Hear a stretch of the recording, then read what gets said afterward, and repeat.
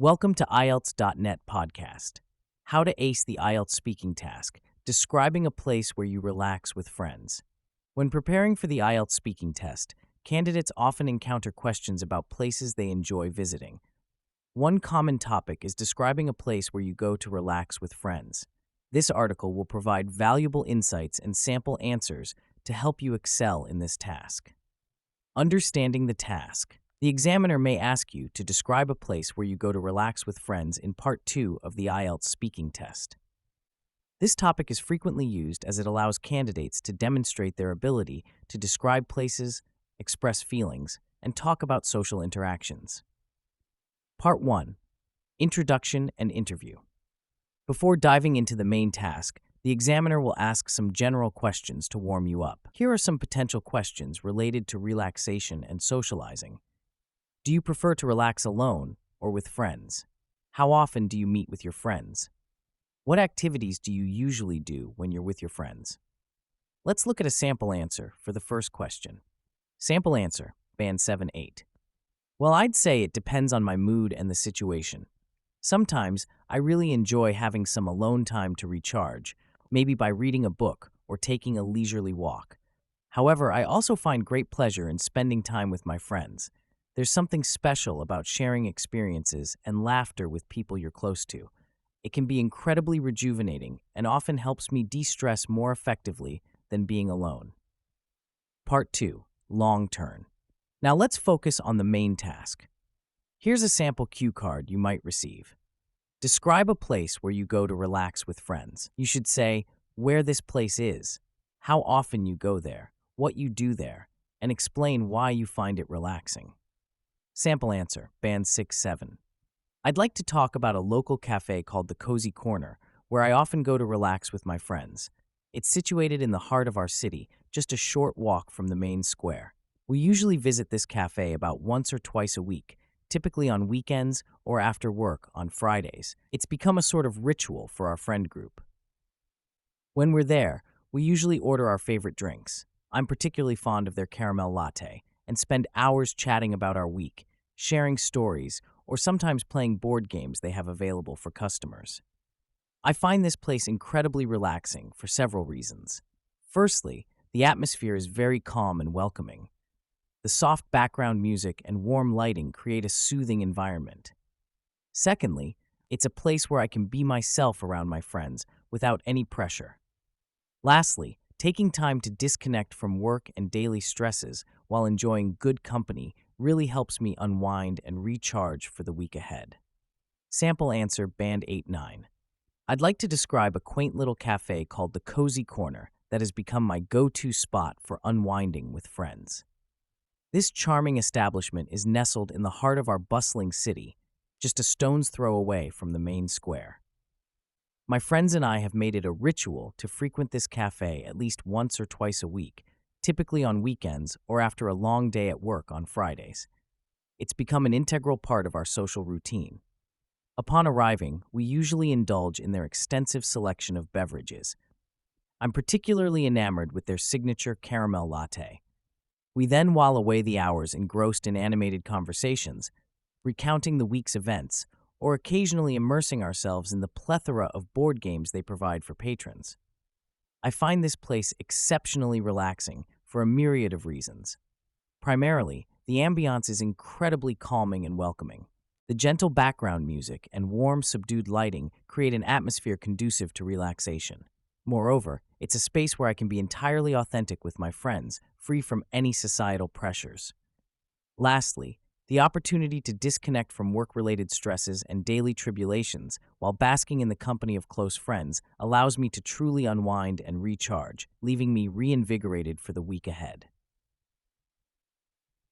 Follow-up questions. After your main answer, the examiner might ask some follow-up questions.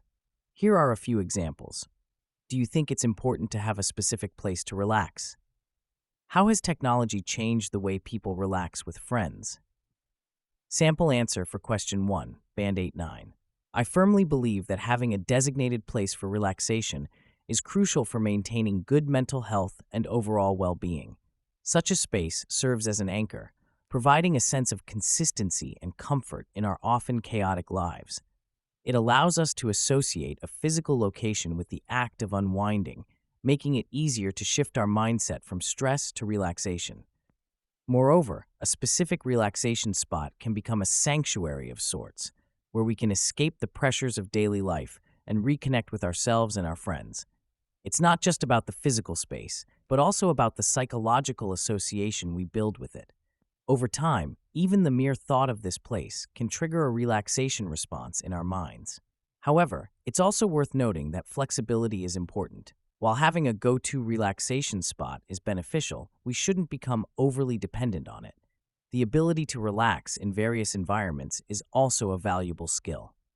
Ultimately, the goal is to find a balance that works best for each individual's needs and lifestyle. Part 3. Two-way discussion. In this part, the examiner will ask more abstract questions related to the topic. Here are some potential questions. How do you think the concept of relaxation differs across cultures? In what ways do you think urban planning can contribute to creating more relaxing environments in cities? Sample answer for question 1, Band 8-9. The concept of relaxation is undoubtedly influenced by cultural norms and values, leading to significant variations across different societies. In some cultures, relaxation might be synonymous with solitude and quiet contemplation, as seen in practices like meditation in many Asian cultures. For instance, in Japan, the concept of Shinrin-yoku, or forest bathing, is a popular form of relaxation that involves immersing oneself in nature. On the other hand, in many Western cultures, relaxation often has a more social aspect. It might involve gathering with friends at a cafe, as I mentioned earlier, or engaging in group activities like team sports. In Mediterranean cultures, the concept of siesta, a short afternoon nap, is deeply ingrained as a form of daily relaxation. Moreover, the pace of relaxation can differ. Some cultures value active relaxation, such as engaging in hobbies or light physical activities, while others prioritize more passive forms of relaxation, like watching television or sunbathing. It's also worth noting that economic factors and work cultures play a role in shaping relaxation practices. In countries with a strong work ethic and long working hours, relaxation might be viewed as a luxury and practiced less frequently, whereas in cultures that prioritize work-life balance, regular relaxation might be seen as essential to overall well-being. Ultimately, while the need for relaxation is universal, the methods and cultural attitudes towards it can vary widely. This diversity highlights the importance of cultural sensitivity when discussing or studying relaxation practices globally. Key vocabulary and phrases for high scores. To achieve a high score in your IELTS speaking test, it's crucial to use a range of advanced vocabulary and phrases. Here are some key terms related to the topic of relaxation and socializing. Unwind, unwind, verb, to relax after a period of work or tension. Example, after a long week, I love to unwind at the cafe with my friends. Rejuvenate, verb, to give new energy or vigor to, revitalize. Example, spending time with friends always helps me feel rejuvenated. Ambiance, ambience, noun, the character and atmosphere of a place. Example, the cozy ambiance of the cafe makes it perfect for relaxation.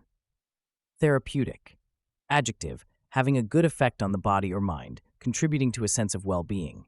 Example, I find our gatherings at the cafe to be quite therapeutic.